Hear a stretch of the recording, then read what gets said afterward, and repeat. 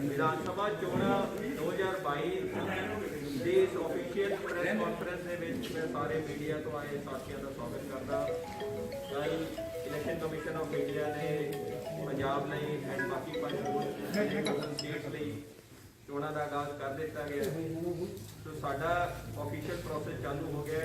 ਅੱਜ ਇਸ press conference ਤੋਂ ਇਮੀਡੀਏਟਲੀ ਪਹਿਲਾਂ ਅਸੀਂ ਸਾਰੇ ਪੋਲੀਟੀਕਲ ਪਾਰਟੀਆਂ ਦੇ ਨੁਮਾਇੰਦਿਆਂ ਨਾਲ, ਲਿਕਰ ਕੰਟਰੈਕਟਰਸ ਦੇ ਨਾਲ, ਬੈਂਕਰਸ ਦੇ ਨਾਲ, ਪ੍ਰਿੰਟਰਸ ਐਂਡ ਪਬਲਿਸ਼ਰਸ ਦੇ ਨਾਲ ਜਿਹੜੀ ਵੀ ਮੈਂਡੇਟਰੀ ਮੀਟਿੰਗ ਕਰਨੀ ਹੁੰਦੀ ਉਹ ਕੰਕਲੂਡ ਕਰ ਚੁੱਕੇ ਹਾਂ। ਜਿਹੜਾ ਪੰਜਾਬ ਲਈ ਸ਼ੈਡਿਊਲ ਹੈ ਉਹਦੇ ਵਿੱਚ ਜਿਹੜਾ ਨੋਟੀਫਿਕੇਸ਼ਨ ਹੈ ਉਹ 21 ਜਨਵਰੀ ਨੂੰ ਕੀਤਾ ਜਾਊਗਾ। ਸੋ ਜਿਹੜਾ ਨਾਮਜ਼ਦਗੀ ਦਾ ਪ੍ਰੋਸੈਸ ਹੈ 21 ਜਨਵਰੀ ਤੋਂ ਚਾਲੂ ਹੋ ਕੇ ਇਹ 28 ਜਨਵਰੀ ਤੱਕ ਜਿਹੜਾ ਹੈ ਨੋਮੀਨੇਸ਼ਨ ਦਾ ਪ੍ਰੋਸੈਸ ਚੱਲੂਗਾ ਸਾਰੇ ਕੈਂਡੀਡੇਟ ਲਈ। ਸਕਰੂਟਨੀ ਦਾ ਜਿਹੜਾ ਦਿਨ ਹੈ ਉਹ 29 ਜਨਵਰੀ ਨੂੰ ਸਾਰੇ ਨੋਮੀਨੇਸ਼ਨ ਫਾਰਮਸ ਦੀ ਸਕਰੂਟਨੀ ਕੀਤੀ ਜਾਊਗੀ। ਵਿਡਰਾਅਲ ਦੀ ਮਿਤੀ ਜਿਹੜੀ ਹੈਗੀ ਹੈ ਉਹ 31 ਜਨਵਰੀ ਤੱਕ withdrawal last date of withdrawal ਹੈ ਤੇ ਜਿਹੜਾ 14 ਫਰਵਰੀ ਨੂੰ ਹੈ ਇੱਥੇ ਚੋਣਾਂ ਹੋ ਗਈਆਂ ਤੇ ਕਾਊਂਟਿੰਗ ਦੀ ਜਿਹੜੀ ਮਿਤੀ ਹੈ ਉਹ 10 ਮਾਰਚ ਨਿਸ਼ਚਿਤ ਕੀਤੀ ਗਈ ਹੈ। ਸੋ ਜਿਹੜਾ ਜਲੰਧਰ ਡਿਸਟ੍ਰਿਕਟ ਨੂੰ ਲੈ ਕੇ ਬੇਸਿਕ ਡੇਟਾ ਮੈਂ ਕੁਝ ਸ਼ੇਅਰ ਕਰਨਾ ਚਾਹਾਂਗਾ। ਸਾਡਾ ਜਿਹੜਾ ਡਰਾਫਟ ਪਬਲੀਕੇਸ਼ਨ ਤੋਂ ਬਾਅਦ ਸਮਰੀ ਰਿਵੀਜ਼ਨ ਚੱਲਦਾ ਰਿਹਾ, ਉਸ ਤੋਂ ਬਾਅਦ ਜਿਹੜਾ ਫਾਈਨਲ ਵੋਟਰ ਸੂਚੀਆਂ ਦੀ ਪ੍ਰਕਾਸ਼ਨਾ ਹੋਈ ਹੈ 5 ਜਨਵਰੀ ਨੂੰ, ਉਹਦੇ ਵਿੱਚ ਜਲੰਧਰ ਡਿਸਟ੍ਰਿਕਟ ਦੇ ਵਿੱਚ 16,50,867 ਟੋਟਲ ਇਲੈਕਟਰਸ ਨੇ, ਜਿਹਦੇ ਵਿੱਚੋਂ ਮੇਲ ਇਲੈਕਟਰ 8,58,000 ਮੇਲ ਇਲੈਕਟਰਸ ਨੇ ਐਂਡ 7,92,000 ਫੀਮੇਲ ਇਲੈਕਟਰਸ ਨੇ ਤੇ ਟੋਟਲ 16,50,000 ਸਾਡੇ ਇਲੈਕਟਰਸ ਹੋਣਗੇ। ਸਰਵਿਸ ਇਲੈਕਟਰ ਜਿਹੜੇ ਹੈ ਡਿਸਟ੍ਰਿਕਟ ਜਲੰਧਰ ਦੇ ਵਿੱਚ 1881 ਸਰਵਿਸ ਇਲੈਕਟਰਸ ਨੇ ਤੇ ਜਿਹੜੇ ਸਾਡੇ 80+ ਸੀਨੀਅਰ ਸਿਟੀਜ਼ਨ ਇਲੈਕਟਰ ਜਿਹੜੇ ਵੋਟਰ ਸੂਚੀਆਂ ਦੇ ਵਿੱਚ ਹੈਗੇ ਉਹ 45,610 ਸਾਡੇ 80+ ਇਲੈਕਟਰਸ ਨੇ ਐਂਡ ਜਿਹੜੇ ਦਿਵਿਆਂਗ ਜਾਂ ਪੀਡਬਲਿਊਡੀ ਦੇ ਇਲੈਕਟਰ 11,692 ਜਿਹੜੇ ਦਿਵਿਆਂਗ ਇਲੈਕਟਰਸ ਨੇ। ਟੋਟਲ ਸਾਡੇ ਡਿਸਟ੍ਰਿਕਟ ਦੇ ਵਿੱਚ ਜਿਹੜੇ ਬੂਥ ਹੈ ਰੈਸ਼ਨਲਾਈਜੇਸ਼ਨ ਤੋਂ ਬਾਅਦ ਪਹਿਲਾਂ 1866 ਬੂਥ ਸੀਗੇ, ਇਸ ਵਾਰ ਜਿਹੜਾ ਕੋਵਿਡ ਦੇ ਨੌਰਮ ਚੱਲਦੇ 1250 ਦੀ ਲਿਮਿਟ ਜਿਹੜੀ ਚੋਣ ਕਮਿਸ਼ਨ ਨੂੰ ਨੇ ਜਿਹੜੀ ਇਲੈਕਸ਼ਨ ਕਮਿਸ਼ਨ ਆਫ ਇੰਡੀਆ ਨੇ ਰੱਖੀ ਹੈ ਉਹਦੇ ਕਰਕੇ ਸਾਡੇ 108 ਬੂਥ ਵਧੇ ਨੇ। ਹੁਣ ਸਾਡੇ 1974 ਜਿਹੜੇ ਹੈਗੇ ਟੋਟਲ ਬੂਥ ਹੈਗੇ। ਇਸ ਤੋਂ ਇਲਾਵਾ 17 ਆਕਸੀਲਰੀ ਪੋਲਿੰਗ ਬੂਥ ਵੀ ਕ੍ਰੀਏਟ ਕੀਤੇ ਜਾਣਗੇ ਜਿੱਥੇ ਸਾਨੂੰ ਹੋਰ ਐਡੀਸ਼ਨ ਤੋਂ ਬਾਅਦ ਇਹ ਲੱਗ ਰਿਹਾ ਵੀ ਵੋਟਰ ਵੱਧ ਜਾਣਗੇ। ਸੋ ਇਮੀਡੀਏਟਲੀ ਹੁਣ ਜਦੋਂ ਕਿਉਂਕਿ ਇਲੈਕਸ਼ਨ ਦੀ ਅਨਾਉਂਸਮੈਂਟ ਹੋ ਚੁੱਕੀ ਹੈ ਤਾਂ model code of conduct vote ਦੇ ਵਿੱਚ ਆ ਗਿਆ। ਅਸੀਂ ਸਾਰੇ ਪੋਲੀਟੀਕਲ ਪਾਰਟੀ ਤੇ ਬਾਕੀ ਆਫੀਸ਼ੀਅਲਸ ਨੂੰ ਵੀ ਕਨਵੇ ਕੀਤਾ।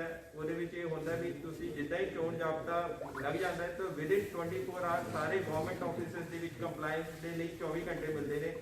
ਇਹ ਸਾਰੇ ਪਬਲਿਕ ਆਫਿਸਸ ਚੋਂ ਜਿੰਨੇ ਵੀ ਪੋਲੀਟੀਕਲ ਪਾਰਟੀ ਦੇ ਕੋਈ ਹੋਰ ਫੋਟੋਆਂ ਵਗੈਰਾ ਹੈ ਉਹਨਾਂ ਨੂੰ ਰਿਮੂਵ ਕਰ ਲਿਆ ਜਾਵੇ। ਇਸ ਤੋਂ ਇਲਾਵਾ 48 ਘੰਟੇ ਦਾ ਟਾਈਮ ਹੁੰਦਾ ਪਬਲਿਕ ਪਲੇਸਿਸ ਜਿੱਦਾਂ ਕਿ ਫਲਾਈਓਵਰ, ਰੋਡ, ਸੜਕਾਂ, ਇਹਨਾਂ ਤੋਂ ਡਿਫੇਸਮੈਂਟ ਰਿਮੂਵਲ ਦਾ। ਕੱਲ ਤੋਂ ਜਿੱਦਾਂ ਹੀ ਕੋਡ ਲੱਗਿਆ ਸਾਡੀ ਆਲਮੋਸਟ ਹਰੇਕ ਜਿਹੜੀ 9 ਅਸੈਂਬਲੀ ਕਨਸਟੀਟੂਐਂਸੀ ਨੇ ਉਹਦੇ ਵਿੱਚ 9 ਫਲਾਈਂਗ ਸਕੁਆਡ ਐਕਟ ਕਰ ਰਹੇ ਨੇ। ਉਹ ਫਲਾਈਂਗ ਸਕੁਆਡ ਜਾ ਕੇ ਜਿਹੜੇ ਵੀ ਆਫੀਸ਼ੀਅਲਸ ਹੈ ਉਹਨਾਂ ਨਾਲ ਕੰਮ ਕਰਕੇ ਡਿਫੇਸਮੈਂਟ ਦੀ ਰਿਮੂਵਲ ਚੱਲ ਰਹੀ ਹੈ। ਸੋ 48 ਘੰਟੇ ਦੇ ਵਿੱਚ ਪਬਲਿਕ ਪਲੇਸਿਸ ਹੈ ਐਂਡ 72 ਆਵਰਸ ਕੰਪਲਾਈਂਸ ਜਿਹੜੀ ਹੈਗੀ ਉਹ ਹੁੰਦੀ ਹੈ ਬਾਕੀ ਸਾਰੇ ਪ੍ਰਾਈਵੇਟ ਸਪੇਸਿਸ ਦੀ। ਇਹਦੇ ਵਿੱਚ ਅਸੀਂ ਪੋਲੀਟੀਕਲ ਪਾਰਟੀਜ਼ ਨੂੰ ਵੀ ਕਿਹਾ ਕਿ ਜਦੋਂ ਵੀ ਅੱਗੇ ਕੋਈ ਕਿਸੇ ਕੈਂਡੀਡੇਟ ਦੇ ਫੇਵਰ ਦੇ ਵਿੱਚ ਕੋਈ ਪੋਸਟਰ ਲੱਗਦੇ ਨੇ ਤੇ ਉੱਥੇ ਵੀ ਸ਼ੌਪਕੀਪਰ ਦੀ ਪਰਮਿਸ਼ਨ ਦੀ ਲੋੜ ਹੁੰਦੀ ਹੈ ਜਾਂ ਕਿਸੇ ਵੀ ਦੁਕਾਨ ਜਾਂ ਇੰਡੀਵਿਜੂਅਲ ਓਨਰ ਦੀ ਉਹ ਵੀ ਕੰਪਲਾਈ ਕਰਨ, ਇੱਕ ਕਾਪੀ ਆਰਓਜ਼ ਨੂੰ ਦੇਣ ਤੇ ਆ ਸੇਮ ਚੀਜ਼ ਜਿਹੜੇ ਸਾਡੇ ਫਲਾਈਂਗ ਸਕੁਆਡ ਹੈ ਉਹ ਵੀ ਉਹਦੇ ਲਈ ਕਰਨਗੇ। ਤੇ ਉਸ ਤੋਂ ਇਲਾਵਾ ਜਿਹੜੇ ਕਿਉਂਕਿ ਕੋਡ ਆਫ ਕੰਡਕਟ ਲੱਗ ਚੁੱਕਿਆ ਹੈ ਤੇ ਇਹਦੇ ਵਿੱਚ ਜਿੰਨੇ ਵੀ ਕੋਈ ਟ੍ਰੇਜਰੀ ਚੋਂ ਬਿੱਲ ਵਗੈਰਾ ਨਹੀਂ ਹੋਏ ਖਰਚੇ ਸੰਬੰਧੀ ਵਿਡਰਾਅ ਉਹ ਸਾਰਿਆਂ ਦੇ ਉੱਤੇ ਰੋਕ ਲੱਗੀ ਹੈ। ਜਿਹੜਾ ਪੈਸਾ ਵਿਡਰਾਅ ਹੋ ਚੁੱਕਿਆ ਹੈ ਚੱਲਦੇ ਕੰਮਾਂ ਦੇ ਉਹੀ ਹੈ, ਹੁਣ ਚੱਲਦੇ ਕੰਮ ਹੀ ਚੱਲਣਗੇ, ਕੋਈ ਵੀ ਨਵਾਂ ਕੰਮ ਜਿਹੜਾ ਹੈ ਉਹ ਚਾਲੂ ਨਹੀਂ ਕੀਤਾ ਜਾ ਸਕਦਾ। ਸੋ ਇਸ ਵਾਰ ਜਿਹੜੀ ਨਵੀਂ ਚੀਜ਼ ਇਲੈਕਸ਼ਨ ਕਮਿਸ਼ਨ ਨੇ ਇਹ ਕੀਤੀ ਹੈ ਕਿ ਜਿੰਨੇ ਵੀ ਸਾਡੇ 80+ ਇਲੈਕਟਰਸ ਨੇ ਤੇ ਜਿੰਨੇ ਦਿਵਿਆਂਗ ਇਲੈਕਟਰਸ ਨੇ ਇਹਨਾਂ ਨੂੰ ਆਪਸ਼ਨ ਦਿੱਤੀ ਜਾਊਗੀ ਵੀ ਇਹ ਆਪਣੇ ਜਾ ਕੇ ਪੋਸਟਲ ਬੈਲਟ ਦੀ ਵੀ ਇਹਨਾਂ ਨੂੰ ਆਪਸ਼ਨ ਦਿੱਤੀ ਜਾਊਗੀ। ਇਹ ਆਪਸ਼ਨ ਕਦੇ ਪਹਿਲਾਂ ਕਿਸੇ ਵੀ ਇਲੈਕਸ਼ਨ ਦੇ ਵਿੱਚ ਨਹੀਂ ਸੀ। ਸੋ ਇਹਦੇ ਵਿੱਚ ਜਿਹੜੇ ਵੀ ਸਾਡੇ ਸੀਨੀਅਰ ਸਿਟੀਜ਼ਨ ਕਿਉਂਕਿ ਇਹ ਕਾਫੀ ਵੱਡਾ ਨੰਬਰ ਹੈ 45,000 ਸਾਡੇ ਸੀਨੀਅਰ ਸਿਟੀਜ਼ਨ ਜਿਹੜੇ 80+ ਨੇ ਉਹਨਾਂ ਨੂੰ ਆਪਸ਼ਨ ਦਿੱਤੀ ਜਾਊਗੀ ਵੀ ਇਹ ਪੋਸਟਲ ਬੈਲਟ ਦਾ ਫਾਰਮ ਭਰ ਸਕਦੇ ਨੇ ਜੇਕਰ ਇਹ ਚਾਹੁੰਦੇ ਨੇ। ਜੇਕਰ ਇਹ ਚਾਹੁੰਦੇ ਵੀ ਮੈਂ ਬੂਥ ਤੇ ਆ ਕੇ ਵੋਟ ਕਰਨਾ ਤਾਂ ਬੂਥ ਤੇ ਆ ਕੇ ਵੋਟ ਕਰਨਗੇ, ਅਦਰਵਾਈਜ਼ ਇਹਨਾਂ ਨੂੰ ਇਹ ਆਪਸ਼ਨ ਦਿੱਤੀ ਜਾਊਗੀ ਆਰਓ ਵੱਲੋਂ ਕਿ ਇਹ ਆਪਣਾ ਫਾਰਮ ਕੋਈ ਭਰ ਦੇਣ। ਤੇ ਉਸ ਤੋਂ ਬਾਅਦ ਇੱਕ ਸਾਡੀ ਟੀਮ ਜਿੱਦਾਂ ਕਿ ਜਿਸ ਦੇ ਵਿੱਚ ਪ੍ਰੀਸਾਈਡਿੰਗ ਆਫੀਸਰ ਜਿੱਦਾਂ ਪੋਲਿੰਗ ਬੂਥ ਤੇ ਇਲੈਕਸ਼ਨ ਕਰਾਉਂਦਾ, ਉਸੇ ਰੈਂਕ ਦੇ 2 ਅਫੀਸ਼ੀਅਲ ਇਹਨਾਂ ਦੇ ਘਰ ਜਾਣਗੇ, ਇੱਕ ਪੁਲਿਸ ਦਾ ਅਫੀਸ਼ੀਅਲ ਜਾਏਗਾ, ਇੱਕ ਵੀਡੀਓਗ੍ਰਾਫਰ ਜਾਏਗਾ। ਇਹ ਸਾਰਾ ਬੈਲਟ ਸਕਰੀਨ ਵਗੈਰਾ ਲੈ ਕੇ ਜਾਣਗੇ ਤੇ ਉਹਨਾਂ ਦੇ ਘਰ ਹੀ ਜਿਹੜਾ ਹੈਗਾ ਵੋਟ ਕਾਸਟ ਕਰਨ ਦੀ ਆਪਸ਼ਨ ਦਿੱਤੀ ਜਾਊਗੀ। ਜਿਹਦਾ ਸ਼ੈਡਿਊਲ ਹੈ ਉਹ ਪੋਲੀਟੀਕਲ ਪਾਰਟੀਆਂ ਨੂੰ ਵੀ ਦਿੱਤਾ ਜਾਊਗਾ ਵੀ ਉਹ ਵੀ ਆਪਣੇ ਕੋਈ ਏਜੰਟ ਭੇਜ ਸਕਦੇ ਨੇ ਉਸ ਰੂਪ ਤੇ ਦੇਖਣ ਲਈ ਵੀ ਹਾਂਜੀ ਇਹ ਪ੍ਰੋਪਰ ਤਰੀਕੇ ਨਾਲ ਇਹ ਪ੍ਰੋਸੈਸ ਕੀਤਾ ਜਾ ਰਿਹਾ। ਇਸ ਤੋਂ ਇਲਾਵਾ ਕੋਵਿਡ ਰੈਸਟ੍ਰਿਕਸ਼ਨਸ ਨੂੰ ਦੇਖਦੇ ਹੋਏ ਤੁਸੀਂ ਦੇਖਿਆ ਵੀ ਇਸ 15 ਤਰੀਕ ਤੱਕ ਕੋਈ ਵੀ ਰੈਲੀ ਪ੍ਰੋਸੈਸ਼ਨ ਸਾਰਿਆਂ ਦੇ ਉੱਤੇ ਇਲੈਕਸ਼ਨ ਕਮਿਸ਼ਨ ਆਫ ਇੰਡੀਆ ਨੇ ਬੈਨ ਕਰ ਦਿੱਤਾ। ਇਸ ਤੋਂ ਇਲਾਵਾ 15 ਤਰੀਕ ਤੋਂ ਬਾਅਦ ਜਿਹੜਾ ਕੋਈ ਕੀ ਅਲਾਉ ਕਰਨਗੇ ਉਹ ਡਿਪੈਂਡ ਕਰੂਗਾ ਇੱਕ ਤਾਂ ECA ਤੋਂ ਬਾਅਦ, ਐਂਡ ਜਿਹੜੀ ਅਲਾਉ ਕਰਨਗੇ ਉਹ ਵੀ ਜਿਹੜੀ ਪ੍ਰੋਸੈਸ਼ਨ ਦੀ ਲਿਮਿਟ ਉਹੀ ਲਿਮਿਟ ਰਹੇਗੀ ਜਿਹੜਾ ਕਿ ਉਸ ਟਾਈਮ ਦੇ ਵਿੱਚ ਹੋਮ ਡਿਪਾਰਟਮੈਂਟ ਦਾ ਆਰਡਰ ਸਟੈਂਡ ਕਰੇਗਾ। ਇਸ ਟਾਈਮ ਜਿਹੜੀ ਕਰੰਟ ਲਿਮਿਟ ਹੈ ਸਾਡੀ 600 ਦੀ ਆਊਟਡੋਰ ਲਿਮਿਟ ਹੈ ਜਿਹੜਾ ਕਿ ਹੋਮ ਡਿਪਾਰਟਮੈਂਟ ਦੇ ਵਿੱਚ ਸਟੈਂਡ ਕਰਦਾ। ਸੋ ਅੱਗੇ 15 ਤੋਂ ਬਾਅਦ ਜੇਕਰ ਇਹ ਰਿਵਾਈਜ਼ ਕਰਦਾ ਹੈ ਇਹ ਦੇਖਿਆ ਜਾਊਗਾ ਵੀ ਇਲੈਕਸ਼ਨ ਕਮਿਸ਼ਨ ਆਫ ਇੰਡੀਆ ਦੀ ਕੀ ਹਦਾਇਤਾਂ ਨੇ ਉਸ ਦੇ ਬਾਰੇ। ਇਸ ਟਾਈਮ ਸਿਰਫ ਡੋਰ ਟੂ ਡੋਰ ਕੈਂਪੇਨ ਚੱਲ ਸਕਦਾ ਹੈ ਕੈਂਡੀਡੇਟਸ ਵੱਲੋਂ ਤੇ ਉਹਦੇ ਵੀ ਜਿਹੜੀ ਲਿਮਿਟ ਹੈ 5 ਦੀ ਹੀ ਲਿਮਿਟ ਰੱਖੀ ਗਈ, ਉਸ ਤੋਂ ਵੱਧ ਬੰਦੇ ਇਕੱਠੇ ਨਹੀਂ ਹੋ ਸਕਦੇ।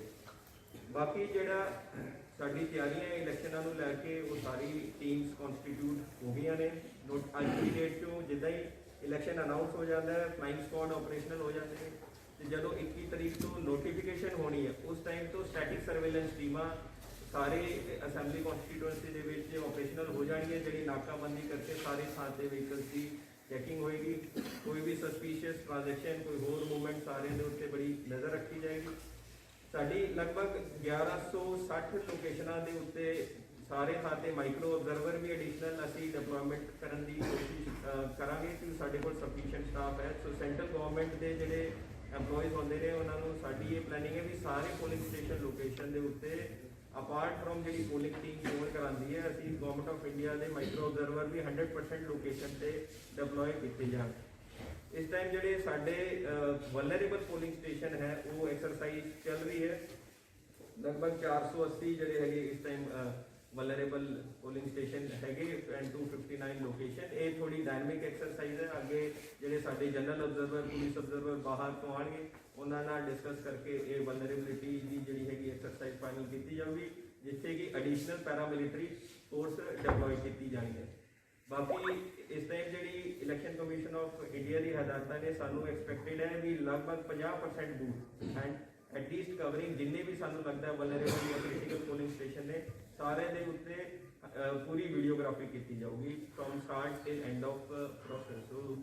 ਸੋ ਬ੍ਰੌਡਲੀ ਇਹ ਹਦਾਇਤਾਂ ਨੇ ਐਂਡ ਕਾਫੀ ਅਸੀਂ ਪੈਰਾਮਿਲਟਰੀ ਫੋਰਸ ਦੀ ਵੀ ਡਿਮਾਂਡ ਕੀਤੀ ਹੈ। 29 ਕੰਪਨੀਆਂ ਦਾ ਕੱਲੀ ਕਮਿਸ਼ਨਰੇਟ ਏਰੀਆ ਦੇ ਵਿੱਚ ਪੈਰਾਮਿਲਟਰੀ ਫੋਰਸ ਦੀ। ਸੋ ਡਿਪੈਂਡਿੰਗ ਅਪਨ ਕਿੰਨੀ ਸਾਨੂੰ ਪੈਰਾਮਿਲਟਰੀ ਫੋਰਸ ਬਾਹਰ ਤੋਂ ਅਵੇਲੇਬਲ ਹੁੰਦੀ ਹੈ ਅਸੀਂ ਉਸ ਅਕੋਰਡਿੰਗਲੀ ਇਹ ਇੰਸ਼ੋਰ ਕਰਾਵਾਂਗੇ ਵੀ ਸਾਰੇ ਪੁਲਿੰਗ ਬੂਥ ਦੇ ਉੱਤੇ ਇਹ ਡਿਪਲੋਇਮੈਂਟ ਹੋਵੇ। ਸੋ ਇਹ ਬ੍ਰੌਡ ਜਿਹੜਾ ਹੈਗਾ ਪ੍ਰੋਸੈਸ ਹੈਗਾ। ਕੋਈ ਹੋਰ ਤੁਹਾਡੀ ਕੁਐਰੀਜ਼ ਹੈ ਉਹ ਅਸੀਂ ਐਡਰੈਸ ਕਰਨ ਦੀ